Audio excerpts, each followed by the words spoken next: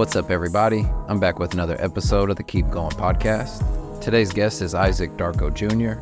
He's an entrepreneur, realtor, real estate investor, and just a wonderful human being. In this episode, we discuss his journey, how he went from being homeless to a successful entrepreneur through real estate, dedication, and mindset, what it's been like dealing with grief, how he feels that he's found his new chapter in life and he's really been flourishing. And I just can't thank him enough for being vulnerable, being real, and having an awesome conversation. I hope you all enjoy. As always, keep going.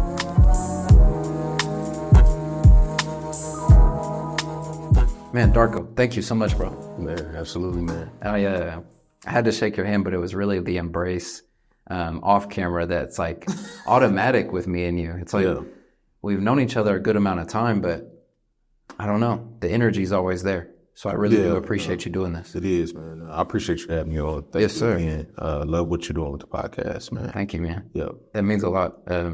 We saw each other at the other Copper Creek office. We're the only ones there. Actually, I had come out from recording one and you were still there. Yeah. And I was like, man, I haven't seen you. Like, we got to get you on. And that's been the most interesting part is throughout this real estate journey, I've met people like yourself that are just good people. Yeah. So, yeah, we've done deals together, but there's been space, too. So getting to see you today is a blessing. I appreciate it, man. Yes, thank you, man. Yeah, for sure. Well, I do want to learn about you. So kind of explain to me where you're from and how we got on this journey towards real estate, because that's the only way I met you was through real estate. So I'm curious what you had going before and what led up to this. Man, actually, I guess my story started really in outside of college. Got out of college, went to DC. Thought I was gonna, be a CIA agent and all that. Are you serious? I know it's crazy. No. Don't rush through that. I like that. You thought you were gonna be a CIA agent? I did. So I was actually working towards being what they call like an international ambassador, but that was like fast track towards you had to go to law school and things of that nature. I just couldn't afford it, and so I had to come back to Oklahoma, and so I had to figure out my next step in life. And so I was good at math. So banking was my next step, got a degree, and then I started going to bank. So I started at Bank of America. And that's really where my real estate journey started. Really? How so? Mr. Langhorn, he's like a mentor of mine. Mm-hmm. He would come into the bank all the time. And I remember him bringing massive checks. And I'm like, what does this dude do? And so Mr. Langhorn was like, he said, I'm in real estate. And I said, oh, okay. So you're like a realtor? He was like, no, he said, I own real estate. I flip it every now and then. And then he said he holds commercial property. He specializes in storage facilities. Okay. So he taught me the whole game on, storage facility and the land development, flipping those. So I didn't even understand what that was at the time. And that was someone that worked at the bank, or you just saw him regularly coming in to cash money? Regular customer that came in. Okay. I was at the Bank of America branch on May in Britain. Okay. And so until they closed. But yeah, that is how I got into real estate. And so he put me on for his team, his flipping team, kind of learned that back end of it. And then he was like, man, you need to get your license. You leave money on the table. And I didn't know what that meant. So I got my license in 2 weeks. Like, you got it in 2 weeks? 2 weeks, bro. Like how'd you do the course? Like, literally went through the course. I did night and day. Like I had time. Mm-hmm. So not like now. I ain't got no time. Yeah. Yeah. But no, study night and day. That's crazy. And I was like, man, I'm going to get through this, go take tests. Took tests like 2 times, passed it the second time. And then he was like, yeah, you can help others too. And then along with, you can let me into the houses and stuff like that. So he kind of added another tool. He did. He put me on. And so, but Mr. Langhorn, his granddaughter was born and he moved away. So he moved to Florida. And now we talk, but I didn't, really see him again. It's different when you got him hands on. And he's not a tech guy, so. How'd you, ask him to be your mentor? Did he just naturally do it? Because I feel like that's something that people are always searching for. I was told to always, relationship first. And then, kind of share my goals in an indirect way. Okay. So it's like, man, hey, I got this I'm working on. But he sees it as, man, I think you have opportunity to do this. And then we kind of segue into the mentorship part. So I was like, man, I'm one of those ones you showed me. I actually expressed to him how I can learn. And he was like, man, I'll just take you on. Because you didn't ask me for anything. I would never ask him for anything. I would always just show up. When he told me to come, I'll show up. And then I would just learn by watching him and listening to him. And then, but most of his people, there was others with him, man, they would ask for everything.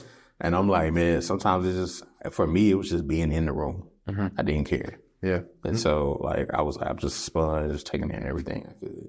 No, I understand, because some people think it's like going to be like a chunk of money or a specific thing. It's like, no, just keep showing up. Because the thing you said was not only getting the reps, but like just being in the room. You're going to be exposed to conversations you wouldn't be a part of. Right, 100%. And so that led me to believe that, okay, this real estate thing is a little bit different. I started seeing other parts of the real estate I didn't even understand fully. And I'm like, man, I see this every day just in regular life, but I didn't understand that it was real estate. You know, leases, commercial leases. He's even flipped a bank. Wow. You know, so basically wholesaled the bank? Wholesaled the bank. So as it operated? As it operated. Interesting. I've never heard of that. So would it be like he went under contract with the seller of the bank? And went under contract with the seller of the bank. And what he would do before it closed a year later, he would get the deposits up at the bank to make the valuation higher. Then he would sell it to somebody that would buy it at the mid to highest valuation.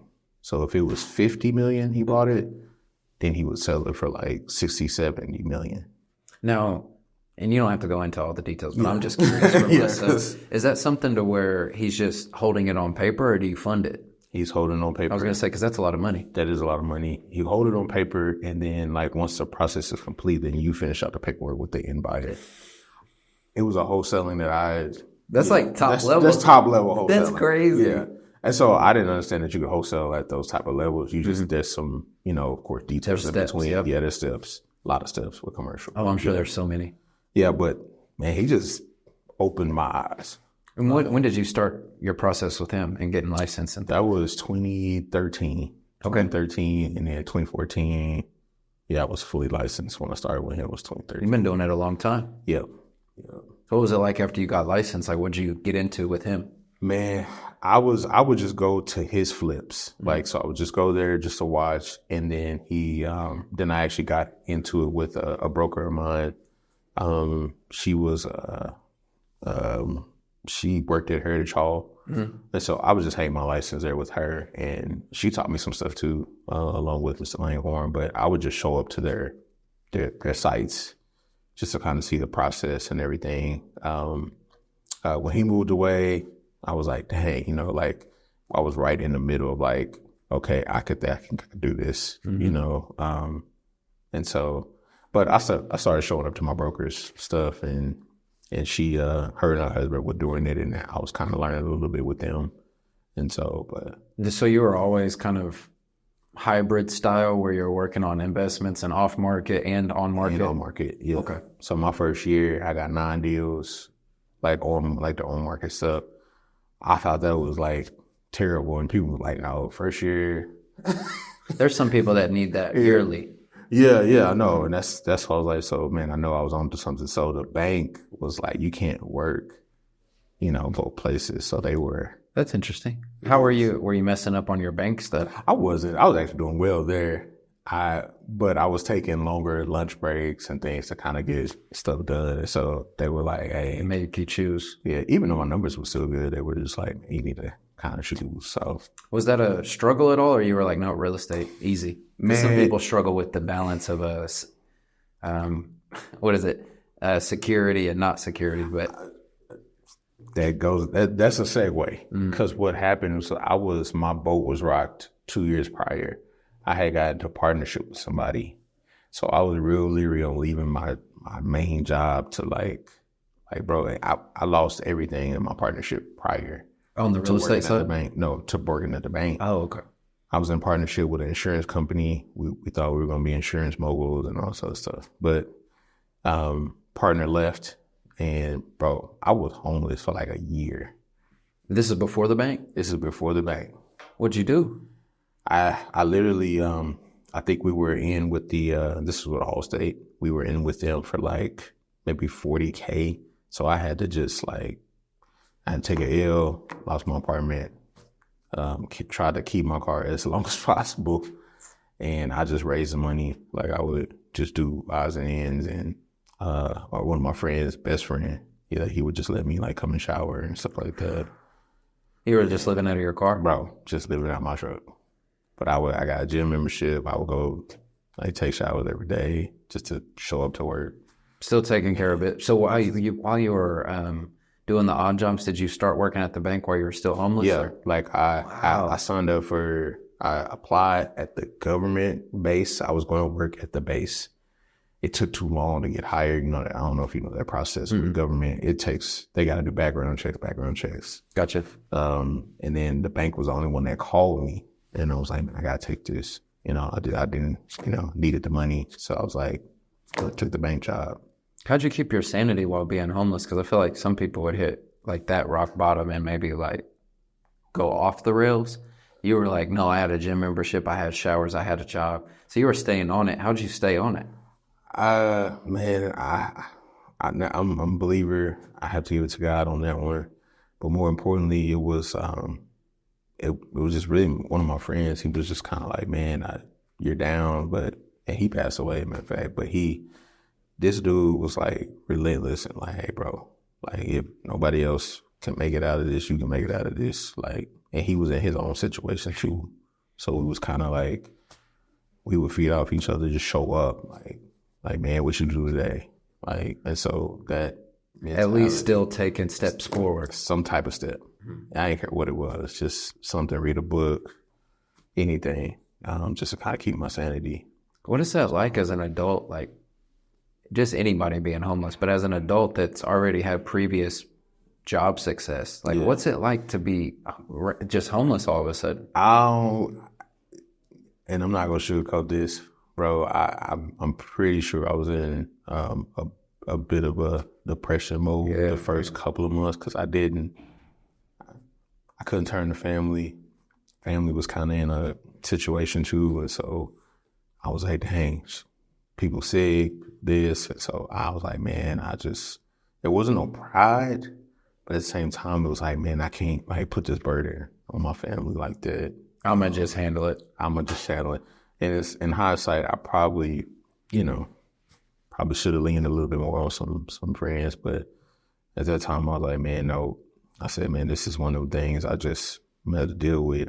Well, it's like, it's obviously surprising to me that you experienced that, but the way you experienced it, like keeping your character and your mindset, isn't a surprise, because that's what I always get from you is like focus, humble, and just like steady. So I can see how you could keep it, but like there had to be some times where you're dealing with that depression that it was like super negative, especially like once you get, because what do you have to do? Like park at random places and just sleep? Man, park at random places, sleep. Sometimes I had a library. I sat in my UCO library card. Sometimes I go in there till they close, just find different places. And then I get up and do it all over again. So it was, I hate to say it became natural. That's not good. But at the same time, I was like, man, I know at some point I was going to get out of this. And then... So you found a balance on it. I did. Where you're like, no, I'm still, like you said, taking the steps forward. But yeah, that's so tough. Bro, it was tough. Like the pursuit of happiness or something. Bro, that's for real. Every time I watch that movie, that's really what hit me. Because I was like, dude, I was there. You get that, you just trying to get that break. How do you think it didn't change you? Because like, I know some people could just like turn to doing faster money style stuff, yeah. you know? Yeah. Like, how do you stay straight? Well, it was like, okay, I knew there was going to be a pathway somewhere. Mm-hmm. And it was funny, the way I came out of it was with my grandmother. Now, my grandmother, like, she was getting sick. She was dealing with my grandfather. He was sick. And so they're both sick, but she was like, hey, out of nowhere, she was like, I got you. I'm going to give you one of my, she had rental. she gave me one of her rental properties. And I mean, this thing was jacked up. And I was like, man, I'm taking it. You know, like I told her I'd take it. And like I felt like that was my like first entry into like real estate, just without knowing. I just needed to get a place to live. And she was like, yeah. And so she gave me that like free and clear. Oh, she just gave you the property, Gave me the not property. just stay there. No, She gave it me to the you. property. Now, I didn't know all the things was bad with the property. But I didn't care. So, I fixed the plumbing. I did the whole sewer line. I figured out how to do all that stuff. And you did the work yourself? Most of the work I did myself. Some of it, like I hired like this one guy. I hired him to like do the plumbing because I came home one night. The plumbing was coming out the ground. So like, That's crazy that like that's the way of learning, because that's how you would learn to flip. You know? Yeah, no, same. And I was like, yeah, but I said there had to be a better way. Yeah, there had to be a better. There had to be a better way. But yeah, so Real quick before you move on, because I'm Yeah. just curious myself, Yeah. and I didn't know that about you. What was one of the positive things you learned about yourself during that year of being homeless? Because I've never seen you as like a bad guy, always a good guy. But like, what did you learn about yourself in that time? man, I literally can handle anything. Like the pressure. The pressure of the world is not a heavy burden for me. Like I could channel peace in the middle of chaos. Like, So even those times in the car or at the random parking lot, like you would still find like a peace. Because I was, and sometimes I didn't even know where I would get it from. It'd just be a constant reminder, like, man, you're not dead. You're alive. That gratitude. You know, and you have purpose. Like you have purpose in something, somewhere. Like I just wasn't gonna give up.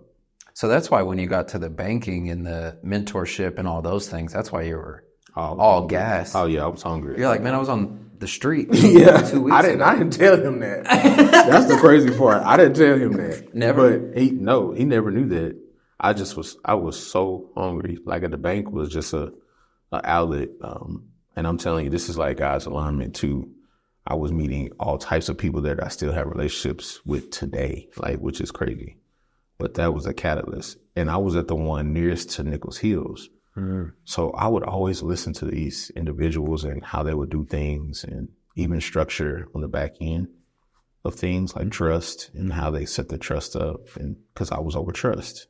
And so I would dissolve That's trust. a good one for you to be over. It is. I would dissolve trust when people die. And I was seeing the difference between somebody having a will and the complexity of that versus you having a trust. And I'm writing a check and they just walking out.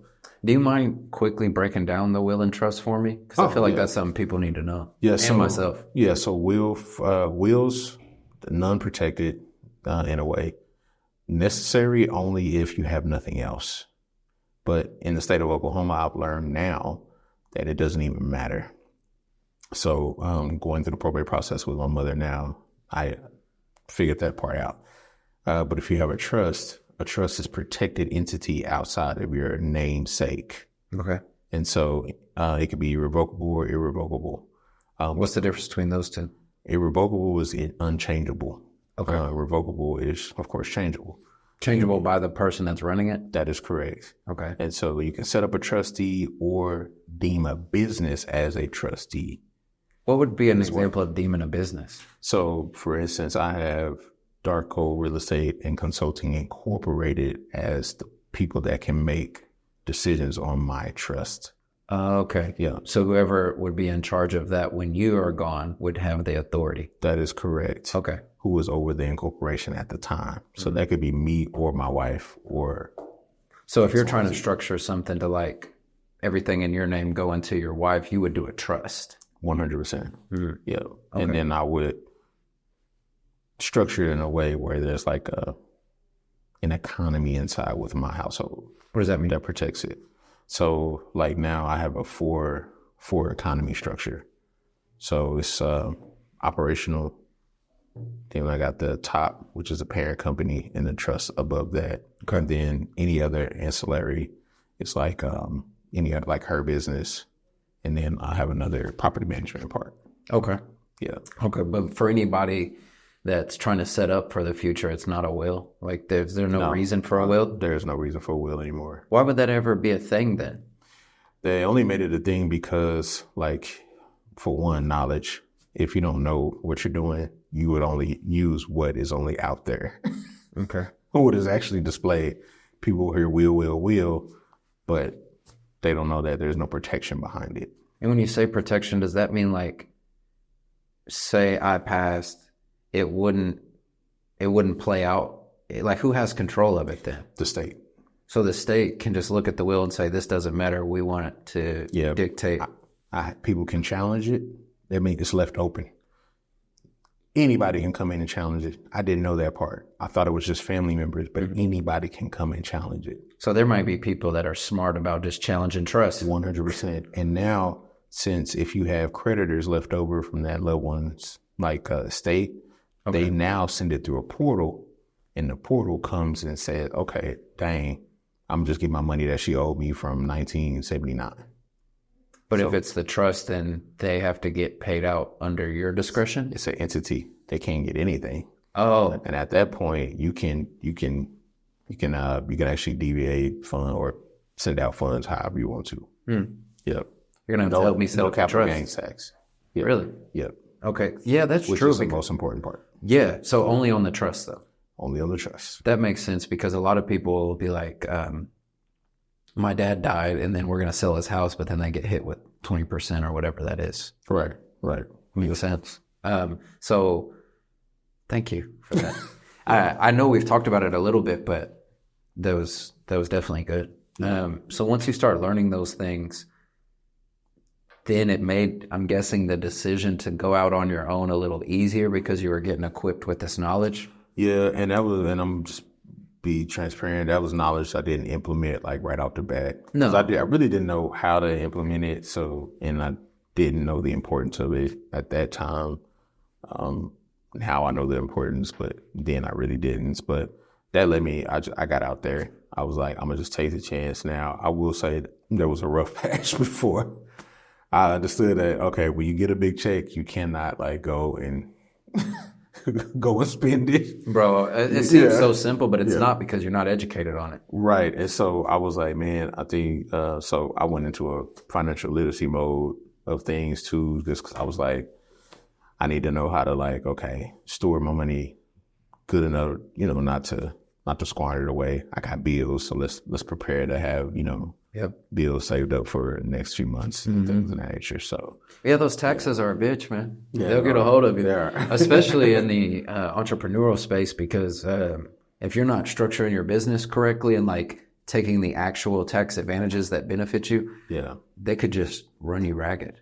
They can. It's kind of crazy. Yeah. I've heard some stories, and my first year as an entrepreneur was tough, obviously, because I didn't understand that. But I've heard worse stories where they're it's 6 figures. And it's like, what? There's all those ways that it's just like the trust and the will. If they can take advantage, they will, which is crazy. And that's a whole subject matter right there.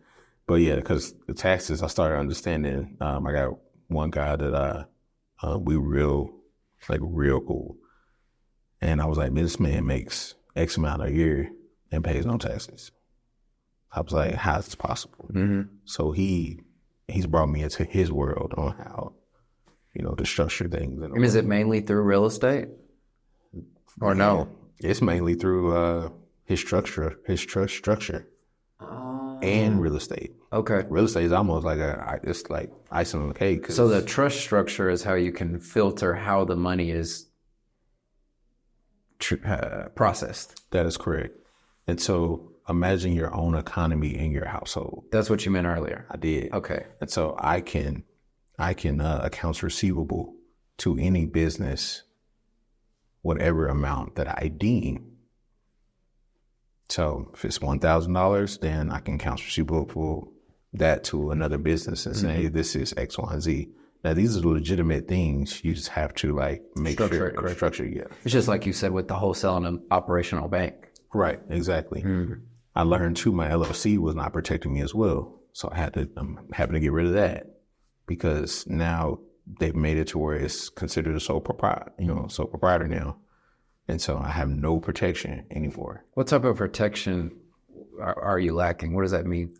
I need to remove Isaac from everything. And the only way to remove Isaac from everything is to create an incorporation around me.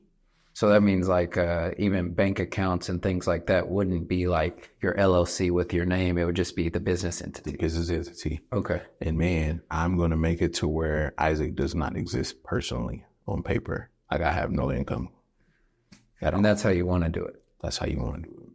Well, later on. That's a whole. Later on, when we're done with this episode, we'll stay in contact on building a game plan because I know those things are important, especially for longevity. Yep. So that first year you had 9 sales, which is good. Listing and selling? Yeah, listing and selling. There you go. Yep. Were you successful throughout your first few years at real estate? Was it tough? Like, what was it like? It was kind of up and down. That second year was like, oh, okay, I got the flow, but then I needed kind of the everyday cadence. I didn't have that. And so that's the hardest part. That is the hardest part. To this day. Yeah, till this day. And so now I was like, well, dang, I did the same thing at Bank of America. Why don't I take those tools? I didn't even think of it that way until I was like, man, I sit there and make calls every day to people who get credit cards. Like, so it was like, I'm gonna do the same thing here and just every day, just set aside 90-minute blocks. And so I'll work hard for 90 minutes and then I'll take a break, work hard for another 90 minutes and take a break.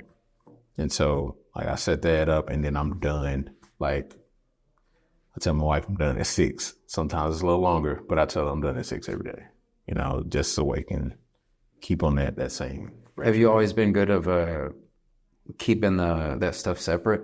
Because it's hard. It is hard. With real estate because you're like, oh, I got a deal now. I got to get it. It's like, it's really tough. It is tough. Just finding the pockets of time. Yeah, like it's not always at 6. It may be 11 a.m. today. Yeah. I got you. But then also communicating too. Hey, I got something working. Do you mind if I do this? Because I'm considering, before I was just like, I gotta go. There was no consideration. So, well, I just appreciate that because what I've learned along my journey is people at various levels, successful like you or even further down the line or less, like all these levels. Yeah. But when they talk about keeping things separate, it's always a benefit. And just sometimes it's so tough when in our business, I'll use this for the example, real estate, like you said when we were talking before, if you don't have the right systems in place, and even if you have a good system, if it's not just like tailored correctly, it's so hard to take a step back. You can for a little bit of time, but you always have to stay somewhat involved. So it's stressful because sometimes you'll be sitting there, and I'm speaking for myself. I'm not trying to speak for you. No, you'll be stressed out sometimes, and you're like, I don't know, you may get in a rush, or you may get short with somebody, or you may forget to spend that 3 hours with your wife in the evening because you're like, you get paralysis, like on a lot of things. Yeah, that's it. I've noticed that too. Even if I didn't have a list and I'm like stuck, I'm like, don't know which way to, looking at productivity, you're like, man, I need to do something, whatever that is. I get it. Yeah, it's like, I don't know. Sometimes it's a balance because like you don't know if it's like list structure where I need to list 25 things that I'm supposed to do. Yeah. Or like if it is just doing 3 big things and being okay with it, like it's an interesting thing. But I love what you said about like cutting it off because last night I was able to cut it off for a period of time. Now I did send a few text messages at like 8:40, which I wasn't happy about because we're like watching TV. We're watching this comedy show. And I did have to text for a second. Even though she didn't care, I did feel like I'm not respecting the time block. So it's an ongoing battle. So I appreciate you saying that because that means a lot. But I had to learn too, like what my wife's love language was because that helped me to kind of navigate that too. I had to work around that. She's a time, like she likes time. And so I was like, dang, I gotta like be committed to that. Because I would have late nights, man. I would do everything myself. Yeah, I mean, you just came from sleeping in your truck. Right. Like, so like you're like, hey, all gas. All gas, all gas, no brakes. Yeah. And I'm like, but when we got married, she was like, that can't happen. And I'm like, what do you mean? Like, I'm used to working 70 hours, plus. And then I thought about it like the same productivity, more efficiency. That's what I like to think of. Yeah, I was having an efficiency problem. Like, I don't need to be busier. No, I just need to be more precise. Yeah. More precise, more efficient. Like, so I was like, how do I do that and keep the same level of, like productivity each year? Like, what were those steps that what did those steps look like where you were taking, productivity serious, but also your personal life serious? Like, what were the steps you had to take? I listed out like what is mundane and what is like, okay, this is where I live at. A greater negotiation. So I can talk to whoever. Mm-hmm. But then I was like, the admin stuff, I was not great at. And it can just fill up your time. Man, it can't. You saw me about to stutter. I was getting upset because, like, I was like, it can be the littlest paperwork, and I'm like, you miss a date or you miss initial, yeah. So just stuff like that. So I was like, man, I can hand that off. Mm-hmm. And so, so I would just kind of go through, list out things like, okay, not great here. I need more marketing. Great at the marketing, but it takes time for me to, put that into place. So I was like, maybe I need to spend a day, like Sunday is when I usually do stuff, and then get it ready for the week. That's so smart. But that wasn't my cadence. I was like, literally whatever's in front of you. Yeah, whatever's in front of me do, and then that wasn't working, and then that would end up causing more problems. And so, just listing things out. Like, I don't like doing that. Yeah, I'm gonna hand that off. That makes sense. TC. Mm-hmm. So I got a transaction coordinator, and she killed it. You probably know Jasmine. Oh, is it Gordon? Oh, Gordon. No. Oh no, yeah, Jasmine. I think so. Yeah, I think so. Yeah, she called. How long have you been working with her? I was working for her for almost 3 years, actually. Nice. Yeah, almost 3 years, and then and she had to quit, but when she quit, I was like, oh my gosh, I had to go back. Right. I know, I lost my mind, but yeah, just figuring out like what mundane tasks that you don't want to do, and you're not even good at. Like, I didn't think of that. They're not even good at it, because you think you can handle everything.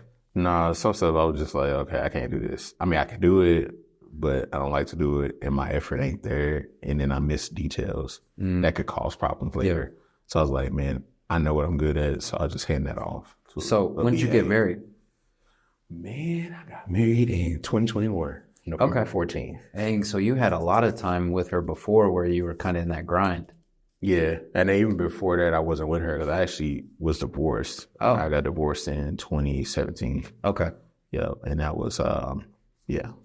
That was a challenge as well. That was a challenge, man. Yeah, that was when, so you knew that I was having that gas, right? Mm-hmm. So the divorce rocked me to the point where now I went into gas with development of myself mode. Okay. So, man, I went on an identity journey. Like, I was like, I will never be a man that is not a leader or passive in a way. And I knew that family needed to be first. So there was not a loss for me with the divorce. It was more a learn, because I turned that into like finding who I was. Like that was where Isaac was born. And that's kind of when I met you. Yeah, that is literally when we met too. Like, because I remember that at Home Creations. Mm-hmm. And when you're searching for identity, is that like books, YouTube videos, retreats? Like, what does that look like? Yeah, books, conferences. Yeah, I was going to them. Like, I was reading them, going to them. Bible verses, especially for men. Like, if you don't read Proverbs, like, as a man, that's like number one. Okay. Like, suggestion. Mm-hmm. It's basically a playbook to your life. Game of Life, how to play it. Number one book everybody should read. That also teaches me about women too, ironically. Yeah. But just Robert Kiyosaki. I mean, I go on. Just self-development. Just self-development. Because I was like, man, I hated failure so much. That's crazy that for, what is that, 4 or 5 years, you were doing well at real estate with like no training. Just all experience. Just all experience, yeah. That's interesting. Yeah. And so a lot of it is trial and error, because I really didn't, a lot of people don't ever talk about this. I thought that breakthrough, when you're a real estate agent, you got to always have a breakthrough year. That's when I was like, okay, now I'm in the 20s and 30s. I was like, okay, this is a breakthrough year. But it took me 3 years. Which is still not long. It's not long. And when you look back, you're like, 3 years, I would do that in 5. Right. So it took me 3 years to get to there, but I was like, man, but all of that helped. And then I was like, I wasn't going to attach myself to anybody that, one, didn't add value. That's huge. From a spiritual standpoint. And then 2, didn't add value from, love, family. And then 3, add value from an entrepreneurial standpoint. Yeah. They had to understand, what we do on a daily basis. I think a partner is so important in that. And then it can help you because, one, they keep you accountable because they know what your goals are. But then they can bring you so much peace as well. That is true. And very true. I feel like sometimes before you get to the stage of trying to keep things as separate as possible, trying to have boundaries, stuff can still come up even after that. But before that is when it gets murky, where you're confused and not knowing if what they're saying is really helping you or they're just having an attitude. There's all these things. But once you all are on the same page, like you said, they're adding value. It's so beneficial to both of you. Yeah, no. Because, you're helping her as much as she's helping you. Yeah. And the crazy part is, that was even one of my prayers was I wanted somebody that would challenge me to be the best version of myself, along with, vice versa. And I say, even if they got to be somewhere not here in the state or wherever, and it actually happened. Where was she from? I'm in Morgan, Pennsylvania. Just at a conference or something? No, it was on online. Instagram. Oh, yeah. So the funny thing, it was on a platform just like this. I literally was on Instagram Live with this lady. 30,000 people on this live, man. And so I was just sharing my life story and talking about my divorce. And that's how she found me on there. And she commented. And so my friend was with me and he was like, hey man, I said, hey, she looks nice. And so I was like, I text, I said, I've never done this in somebody's DMs. That's weird. But I did. And I was like, hey man, I see that you travel. I was traveling. And so I was like, we kind of connected on that. Nice. Started talking, have not stopped talking since. So the only reason I'm laughing so hard is because obviously me and you wouldn't be the type to find someone on social media. No. It doesn't seem like our type. It's not. But that's how I met my wife as well. That's I saw her on social media and I was like, who's that? And we had a mutual friend and the mutual friend was like, this is so-and-so, you should meet her. Yeah. I'm like, this is so random. Because you usually especially how we live, you would think we met them out in the world. Because that's how we usually operate. Right. It's so wild how God, the universe will put someone in front of you. Because that's 30,000 people. The video I saw was the mutual friend, 4 or 5 other people, and then my wife in the background. You could just barely see her. But I was like, who is that? And you pointed it out of everybody. Yeah, when I messaged the lady, I was like, who is that? In the back. So random. You just never know. Just like you with 30,000 people, one person comments, you're like, oh, I'll reach out. It's so wild how that happens. It is. And I would never met her any other way. No. I was like, that's crazy you prayed for it and it came to you though. Man, it was wild. And she told me what her prayer was too. And I was like, that's crazy. She said she wouldn't even have to leave her doorstep to find her husband, which was wild. That's high thought, high level thoughts. Yes. I wouldn't even think to pray like that. I know. She's specific, man. That is so specific. That is crazy. When she told me that, I was blown away. I was blown away because I was like, there's no way that could never happen like that. And so we still laugh at that to this day. But so when you all started your journey together, did you see an increase in your real estate business as well? I 100% did. Okay. I'm glad you said it. She had a lot of value there. That piece and that challenging. I feel like those are so important. It is because it gave me, even till now, I run through a brick wall. like just with that type of peace. And it wasn't even until this has been the hardest year of our lives, me and her together. But it's funny that like in like these times, I've seen more like the best of her. Like I was like, it's crazy because I would think problems would make you, have, Because you both dealt with loss. Yeah, both dealt with loss. And so it was like, but it brought us closer together, which I just never experienced that. Well, that shows you, because I hadn't experienced it a lot either. Yeah. But when you find, so for me, the example is like my grandparents. My grandpa passed, but my grandma and my grandpa on my dad's side. Mm-hmm. I was like, they just like fit, they challenge each other. Yeah. They work hard for each other, like all the things that we're talking about. Yeah. And I'm like, how does that even happen? They meet in their 30s, you're like, and then it happens for us. And you just, like, I don't know. I always tell my wife, like, it's just funny to say. I'm like, I used to really care about like making sure to get time with like all my friends and like schedule all this stuff. And I still have time with my people. Yeah. It's not a lack of, but I'm like, no, you're my best friend. I try my best not to smother and like still be positive and beneficial. But that's your best friend. But you're like, damn, like, yeah. I not only love you, but you're cool. Like there's all these things, and you're like, man, it's just I guess I just never knew what peace was.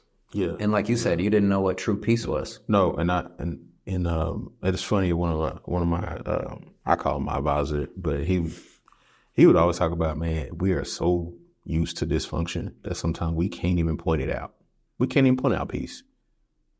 Some people are just so committed to dysfunction they don't even know it's subconscious to them that they have to have some type of dysfunction in their life to operate, and that's just not. I mean, it's just bro, sometimes I'll be in my house and like I have to tell myself it's okay that it's like so quiet and relaxed. Man, I'm like, like you want that now, like, but it catches you off guard because it was never quiet, Yeah. Or if it was quiet, it wasn't quiet for like a positive reason. Yeah. When I think back, everyone's story is different, but I just don't ever remember just a lot of peace, except like at my grandparents' house that I stayed at. It was always peaceful, and you'll appreciate this. After my grandpa passed, a few months ago, I interviewed my dad on the podcast, and that's fun. That was cool. It was cool, and I asked, like, and I found out on the pod. I think I may have found out right before, but he was like, "Yeah, when we divorced, like me and your mother, my grandpa, or I asked your grandpa, like, what am I gonna do about my son? Like, what do I do?" And he was like, you can't control everything, but just show him a better way on this side. So show him what family looks like with us, show him the consistency, show him the peace, and then just live with the results. And like, it's so wild to think like, if you were to walk in my grandparents' house and then walk in my house, it's almost a mirror.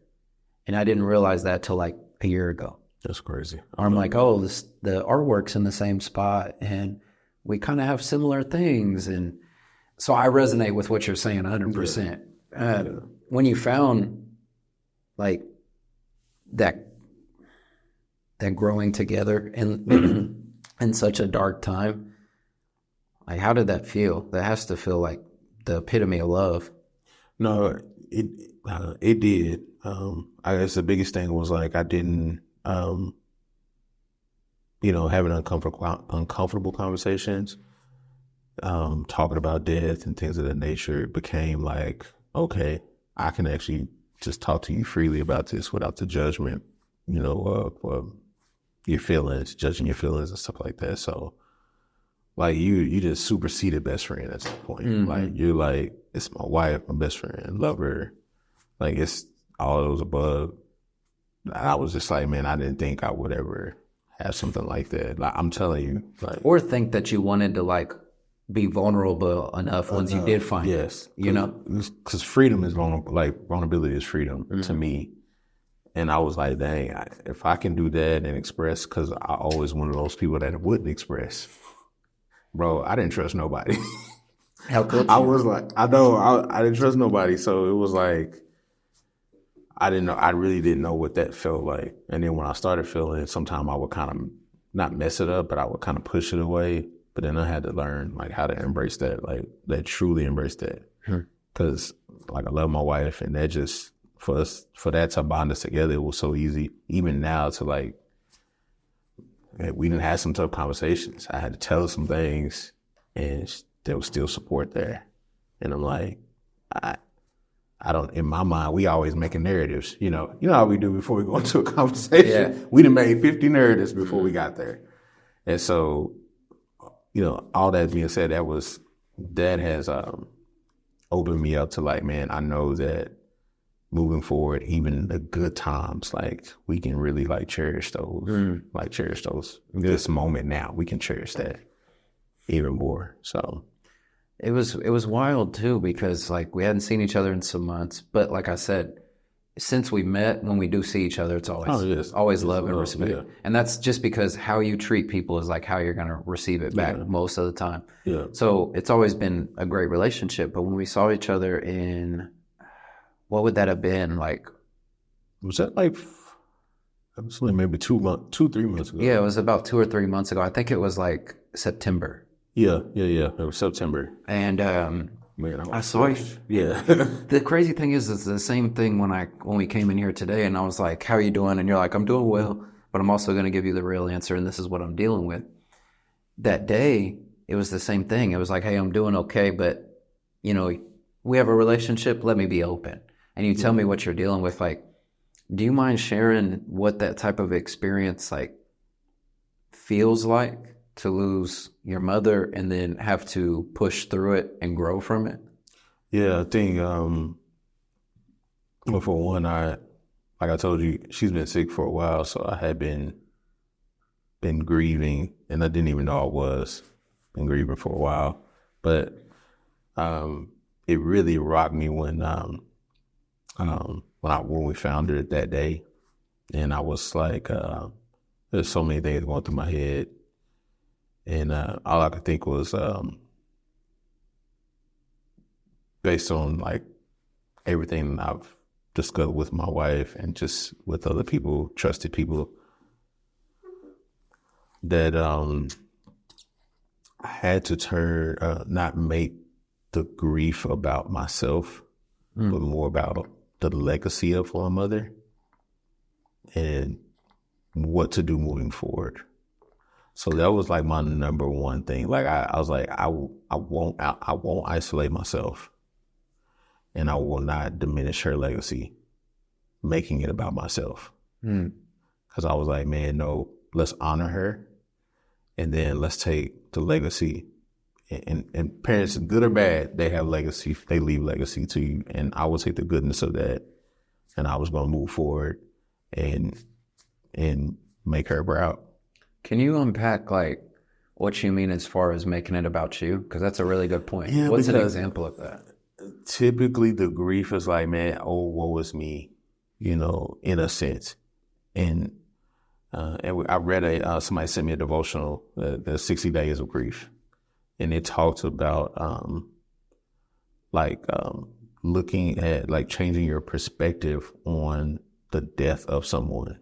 Okay. Not internalizing it, but changing your perspective on it to actually add value to the world that you're still living in. And I was like, you know what? That helped me the most, because I could say, hey, well, you know what? I'm going to call a friend that I hadn't talked to in a while and just encourage them today. Or I'm going to say I love you to somebody that, that I've been thinking about. I was going to and then I was also going to be expressive, like making sure I talk to people, still hang around my friends, still be present, because it would have turned me into something. The isolation would have turned it right back to the selfishness of the grief. And I'm like, I didn't want that outcome to be that. That was the same outcome when my dad passed, and that wasn't good. When was that? That was 13 years ago. Yeah. So you had to deal with it, and then all that time later, deal with it again.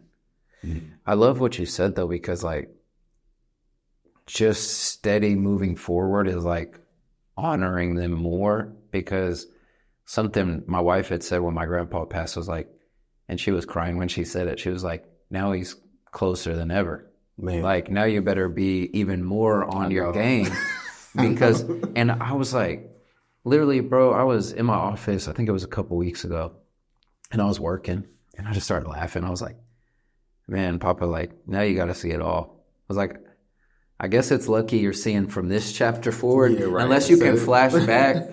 But it caught me because I was like, man, that's so true. Like, when I used to go over there, when you used to talk to your mother, you could just give them what you're going through.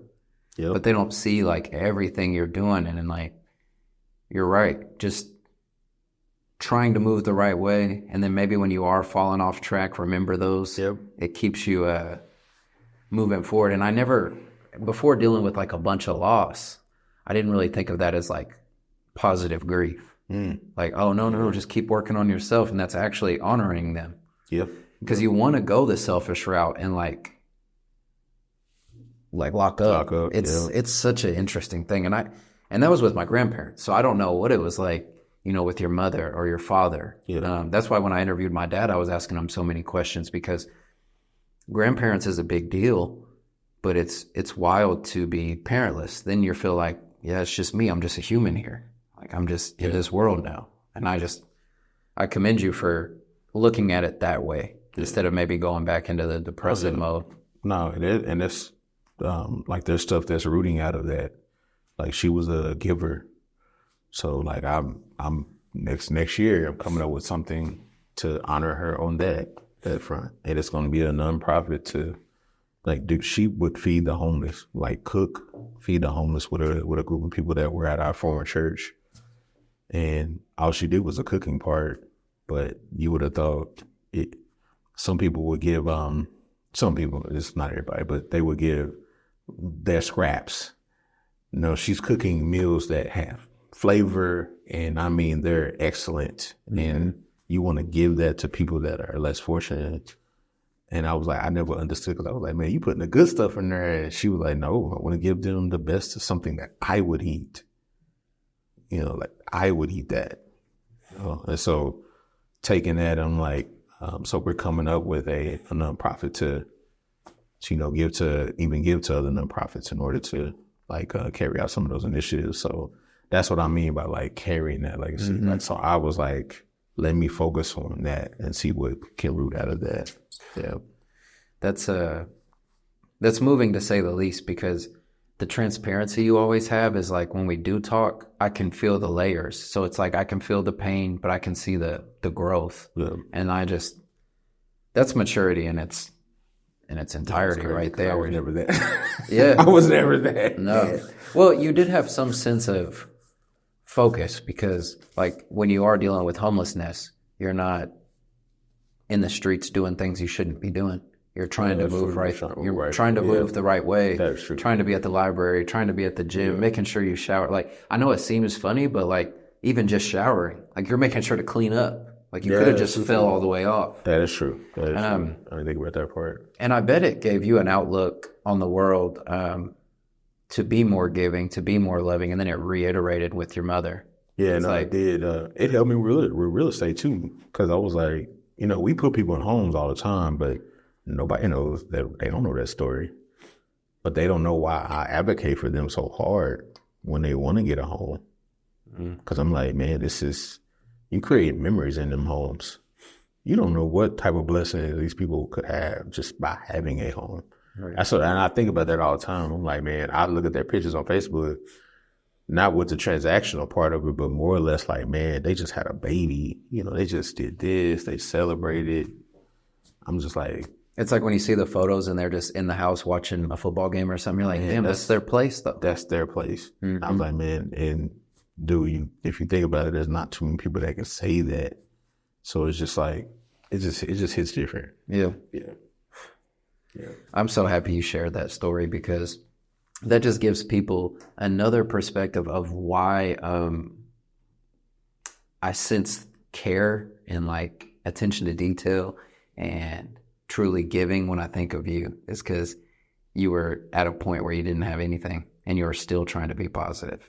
Yeah. I feel like that's why you were blessed the way you were. Now, that doesn't mean you weren't given challenges, dealing with a divorce, dealing with the ups and downs of real estate, but most of it's impressive. And it's funny because most of the challenges were just to make me better. Mm-hmm. I always look back. I was like, dang, that was for me. That wasn't for the other stuff. But It's so funny too because you look at it, you're just like, man, that sucked at the time, but I needed it. Or you know, at first when I was getting all that correction, like I didn't like it. No, but then when you, but as you grow, you're like, I don't know. My wife read a book and it was very thorough, but one of the big themes was, you know, don't take anything personal because every person is experiencing their own life. That's true. Yeah. Same way with even this right here. This experience is different for both of us. We see each other differently, all these things. Yeah. And sometimes I even have to like take a step back in real estate because it's such a personable business, but a lot of the negativity from it is not personal. But it seems like it when you're dealing with an agent or a seller or a buyer and there's all this friction, right. But it's really not personal. And I think that's a big learning curve as well, especially like since you've been doing it so long, over 10 years, like you've learned that because it's the same way we were talking about time blocking. You also have to like protect your emotions and like your own energy because there's so many ups and downs and things. Yeah, I had to be careful about that too because I would get so nonchalant on transactions, but it was more or less to dispel the egos. I was like, all of us realtors, I was like, we're on the same path. We just, no need for ego. What do you mean nonchalantness? As I was like, where they'd be like, no, I'm protecting my seller, I'm protecting my buyer, and I'm over here like, we're literally trying to get to the same goal. I wouldn't take things personally. I'm just like, hey, how can we get to a solution? And so sometimes they'd be so high strung, and I'm like, down here, they're thinking I'm not taking it seriously. And I'm just like, no, I'm just keeping a cool, You can make better decisions that way. You can make better decisions because I was like, dang, at the end of the day, I still got to represent the clients. Mm-hmm. And if I'm making emotional decisions, that hurts them. Mm-hmm. That don't hurt me. It hurts them. So, man, as far as the real estate side, since, when you met your current wife and started growing, your business started flourishing and things like that. Yeah. What are some of those successes in real estate that you've experienced that keep making you want to put in the work and like keep creating this journey for yourself? Was it a bunch of transactions? Was it good relationships? I would say a bunch of transactions, kind of with the relationships too, because it started being like, dang, we would do the transactions and then we would start like hanging with these people after. And I was like, dang, I didn't think you could do that. And some of them have turned into like friends. Mm-hmm. And so now we're like, it's even better to go into their homes that I just sold them, like, and then we're hanging out and doing life together. Like, I was like, I love this. Mm-hmm. Like, you can't make that up. So it's just like, that has like, became a thing for us now. And that's like the highlight. Yeah. And so now there's some other sides to that. I'm like, dang, we're still kind of working out the kinks to it. But I think later on, like especially this year coming up, will probably be a better highlight. Nice. From a systematic approach. Yeah. Which is different, especially for someone like us that is successful in the business, but it's because of our qualities. Yeah. Sometimes you have to realize like the systems that are not personal or not emotional, nothing. And it's just boom, it's just handling business. Yes. I get what you mean. It's like, you provide so much value, but if you're always given that, your battery's always going to be low. Like you have to have stuff in place that can kind of, like you said, focus on the real things and not the mundane. Yeah, that's when I'm glad you said the battery part because I instituted a day off and I call it, that's my Sabbath day. Like Friday is my day. Like I don't talk to nobody. How long have you been doing that? We've been doing it for probably a few months, and even if I don't do it on a Friday, I pick a day out of the week. For the listeners, you see how crazy this is? As an entrepreneur, you have to pick your day off. People think it's just fun because they see us doing other things, but it's like it comes with so much as a price. It does. I didn't even think that doing nothing would be a charger, but it is a charger for me. So as far as like, you feel like you can deal with the job later because you had that rest, that recharge? Oh yeah. And I could have a better, clear mind too. And so, somebody said, man, like if you don't, like that stress will eat you alive. It could literally kill you. Yeah, it can kill you. Which is wild. Yeah. And so I try to mix that in, for holiday then I just take the holiday as a Sabbath. But you only get one. I only get one. So I turn them. That's still pretty good. That is. But you know Dan Pereira? I've heard the name, but I can't remember. He used to be with Union Home Mortgage. I think I just remember. You probably know him. He put me onto that, like, cause he takes that time, and when I tell you he takes that time, his phone is not on. He does not answer. And I was like, man, how do you do that? He said, because quite frankly, it's gonna get done either way. He said, so people can most of the time wait.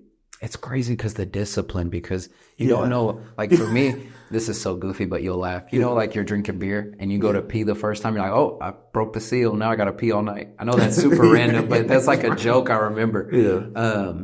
That's the same way with the phone. Because even this morning I was getting ready and I wanted to get here earlier than we were recording so I could make a few more calls than what you saw. Yeah. But I started answering calls at 10 instead of waiting till 11. So then all of a sudden it's 11:20 and I've been on the phone for an hour and a half with 10 other people. So it's like on that day off, like how much are you going to open the faucet, you know? Yeah. So that's beautiful that you can just say no.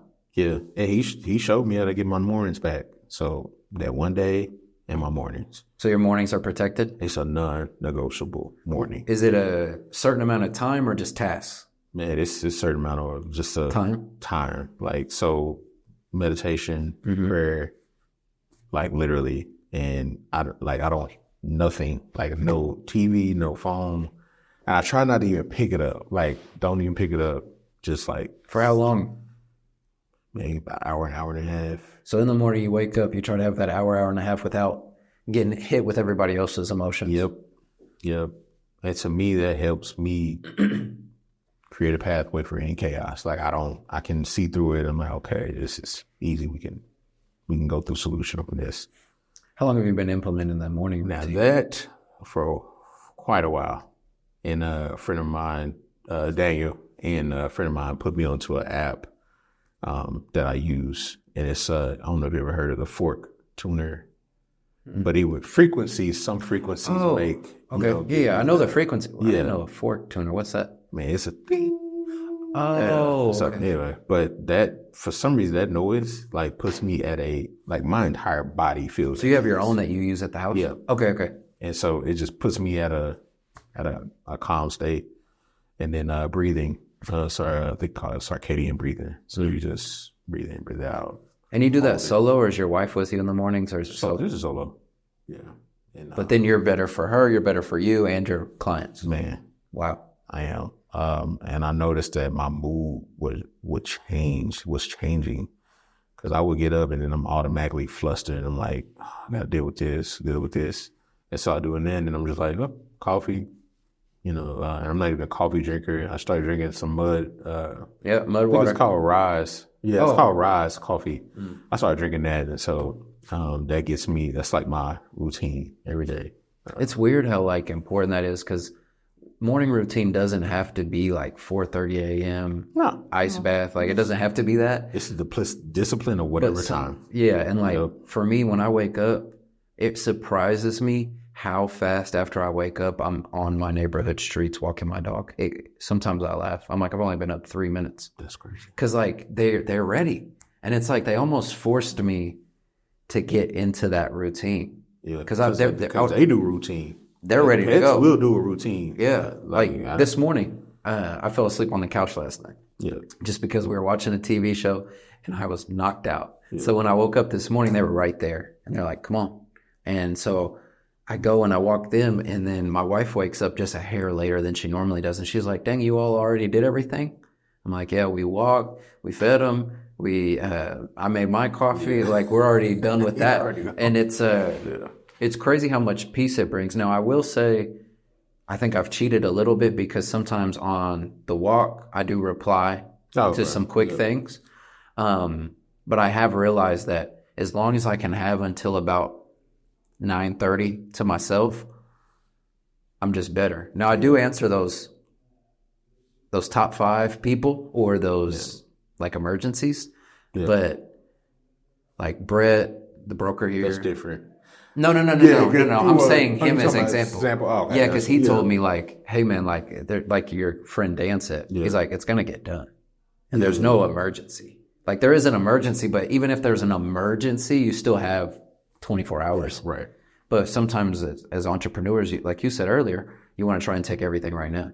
That's true. Well, hey, I like how you said that the priority is Yusuf is one of those. Yep. Like if he called, that's different. Yeah, you'll check with Yusuf. And shout out Yusuf. You need to come on the pod when you hear this, bro. Right. I love Yusuf. He actually, I met him at Home Creations, and he was like the killer there, and he taught me a lot and really helped me early on in my career. And he's always been a good dude, and we've stayed connected for off market and all these things. And like, I know you all are close, so I love that because Yusuf is a cool guy. Yeah. And when I knew you all were connected, it was like automatic. It wasn't a surprise. It's like, no, those are good dudes. Like I remember him teaching me what, and I'll try not to veer off too much, but I remember when he taught me about Ramadan. Yeah. Like I hadn't been really taught about that. Yeah. And he was like, no, this is Ramadan. So we're sitting there at a model home and I'm eating. I'm like, wait, I don't want to eat around you. He's like, you're fine. Like it's my discipline and da-da-da-da-da. He actually gave me a book about the Quran that I still have in my library at home. Really? Yeah. He gave it to me. He was like, hey, you should keep this. It's about, like the Quran and being Muslim and why we practice these things. And I was like, man, I can get a lot of perspective from that. You can, man. This discipline is hardcore because he was telling me like, and you don't know he's on it, which is the way it's supposed to be. You're not supposed to know they're going through, but man, I was like, bro, I said, you looking skinny. I was like, oh man. I was like, what time of the year is it? right. He's like, I can't wait for the sun to go down. Right. And I know it's at different times of the year, I believe. Yeah. So sometimes it's at a point when it's like hot. So it's sitting later. Yeah. And he's like, that's when it really gets some. But because the first time I learned about it, it was like a summer month. Oof, man. And he's like, I can't eat till freaking 9. But goes back to discipline. Yeah. Like you were saying with your morning routine, like that's why you're able to produce such a good version of yourself and like a calm demeanor is because you already kind of checked those boxes in the morning. Yeah. I love that. Yeah. Man, what's on the path for the future for 2026? I know you said the systems and things like that, but can you give me an idea of like where you're wanting to take your business moving forward? Yeah, like I was saying, our family economy, I really want to get that in play. So once I set that up now, and I'm almost done with that. I really want to, I had some fails this year on flipping, and I was like, man, systematic. So me and Yusuf have been workshopping everything to ensure that systems put in place where we're not like, I'm trying to think of the word. Is it micromanaging? Micromanage. Like we don't have to micromanage it, but we already have a system in place where it's already like it's getting automatically it's foresight. Managed. Like we foresight, and so we can pinpoint so there be no single point failure. That is the key. Yeah. So we're looking at, because we're at the point where like, okay, we thought retail will be our goal, but retail is so finicky right now. So we have to be like, nah, we need something that's gonna, quarterly vet deals a certain way now, and so we're gonna push our wholesale division up a little bit. Nice.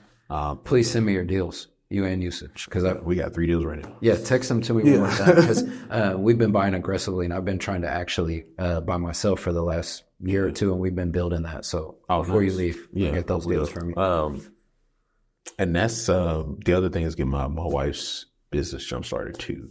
What's her business? If you don't mind. So she does interior design. Nice. And so perfect for the flips. It is. The other thing is that, man, she is just so good with the with color schemes and furniture placements. Yep. Like that is like her thing. It's so important too for the energy. It is. And she curated our house. I sit back and I'm like, I would have never done any of this. She met me and I had college stuff. You had like beanbag chairs. I did. Like it was bad. So trying to get that jump started, and we even want to do that in a different way too. Nice. Some interior designers, they just focus on, of course, the whole house. We've been doing organization, room organization. Okay. She's really good at that too. So even where someone could like hire the company to come in and organize? Yes, sir. Because everybody hates doing organization. Yeah, like come do all my hallway cabinets. Right. And you open them up and they just... Labels all the way down. Yep. It's one of those systematic things. Yeah. It's very synonymous with what you're trying to do in your real estate business. Yeah, and so we were like, let's lean more into that, but definitely want to step out into another state, but I wanted to get the system In place to do kind it. of in place before we do that. Nice. But yeah, I kind of want to dive into Texas a little bit.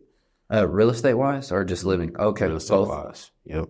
Nice. So, but we was like, hey, me and you have something. We like systems first, and then we can go as far as we want to go if we have that system in place. Right. Yeah. That's so cool, man. I've been looking forward to this because like I just know the character you have, and I already knew we were gonna have a good conversation, but just like to learn about the love with your partner, but also like the growing together in hard times, homeless, like all those things are so impactful to your story. And that's like the reason these conversations are so important, because you never know. That's why you shouldn't take things personal, because you don't know what someone's dealing with or been through. Right. And like, right.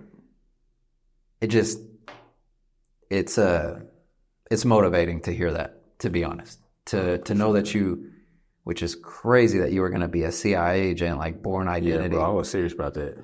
Yeah. And then to switch and come here to like pursue a career, but you're homeless, and then you're going to the bank, then you're going to real estate. It's like, what a journey. Yeah. Hopefully you give yourself some pats on the back sometimes for how far you Every come. now and then, somebody said you got to celebrate them wins. Because I pray to be here, even though we're still going through a tough time. I still pray, to be here. So I just got to embrace the challenges that come along with it. Man, I can't say thank you enough. I knew we would enjoy each other's time, but Yeah, like, man, you always a good I time. just really appreciate you for knowing you 8 years now, which is wild to say. That is wild. You've always been consistent. The people that we mutually know have always been consistent. Yep. And on a man level, I love discussing real shit with other men that have been through it, Yes. And it helps me in my own character, my growth. It helps you to talk about it. It helps someone else that may be listening, but I can't thank you enough. Yeah, no, I really appreciate you sharing some of your story. Thank you for bringing me on the platform too. I didn't know what to expect, but I was like, nah, my dude's always been authentic. So I was like, it's gonna be an authentic conversation. So that's what I love, and I'm glad. I love what you're doing. I will say it again. I love what you're doing. And people need to know. The support is crazy because like I don't even think I know what I'm doing. Like even though I know the physical things, I don't even know the reach. You don't know who's getting touched by it. Yeah. So for you to say that means a lot. I don't take it lightly. Yeah, no, man. I listen to a lot of podcasts. So, but I was like, the ones that always touch me the most is just like the authentic ones. Like I can tell everything's real. And you never know, because it's just a little piece of somebody that you learn. Yeah. And I'm pretty sure some people are gonna hit me up about this. They did not know at all. Like the support is crazy though. For you to say that, like I know I'm nonchalant like you. Like if we were in a room with so much nonchalant, there might be an issue. Like they're like they don't give a fuck. Yeah, right. They don't care at all. But it's really because like I'm just feeling it, and like you saying that means the world, because I started this journey July of last year, 2024, and I know it's important for some reason. Like even when days get hard or schedules get tough or I'm dealing with a lot or whatever, I know it's important for some reason. And so for you to say that means the world. And before we get out of here, you said you're about to drop the first 4 episodes of your podcast. Yeah, Owners Lounge podcast. We did an intro video a month back. Mm-hmm. And so I wanted to drop at least 3 to 4 episodes. That way you can kind of like get the gist of it. But we will more or less be doing a lot more lives along with those drops. And is it you and Yusuf? It's just me. Just you? Yeah, it's just me. So do you talk about like current market, or what are you talking about? I'm literally talking about like that structure, like how to be an owner the right way. And so like we're going to talk about ownership, a little bit of sports. I like sports, but and then we're going to talk about real estate, of course. But we're going to talk about that structure. Like so keeping it real and building a real game plan. Yes, like 100%. And so The owner's lounge is for people that are aspiring to be owners, whether it's house, business, whatever the case may be. And so we wanted you to have a sounding board. Nice. Yeah. And what made you want to start that? Man, it's because it was out of experience, because I didn't want people to be exposed like I was. And I tell people this, I'm transparent. When you get sued the first time, one, you're doing well. Secondly, you just know that, dang, I might be a little bit more exposed than I'm supposed to. But the guy that's helping me with my structure, he was like, man, yeah, you're sitting too wide open. Like I see your name, but your physical name, your Isaac Darko, is attached to that. So they can get your assets and everything. That's not good for your family. You have to separate yourself. And then he told me to start looking at Coca-Cola. Look at even the companies that sell you on LLCs. Like Busy. I don't know if you've heard of Busy. I haven't heard of Busy, but I've heard of other ones that just you see ads and stuff. Yeah, they're corporations, but they're selling you on LLCs, but they're protected. So it was like, man, you have to see look behind the curtain, what people are doing, to protect themselves. When do those episodes drop so I can tune in? Man, so we're going to drop the first round day after Christmas. Perfect. Yeah, day after Christmas. Cool. This will come out just a little after that, so it'll be right on time for them to plug into it. I would love to take a look myself and then also be asking you questions about building that economy and that structure. Yeah, I can show you that. I've even created a GPT to help me with that. Yeah. Well, I'm going to definitely. I'm nerding out. I'm going to definitely bug you about that because as we grow, we learn those things are important. Yeah. And that's why, not only on an emotional level did we grow today, but now on a fiscal level, we're making something happen. So, Isaac, bro, man, I appreciate you so much. Dude. It's nothing but love. I really do appreciate it. Love you too.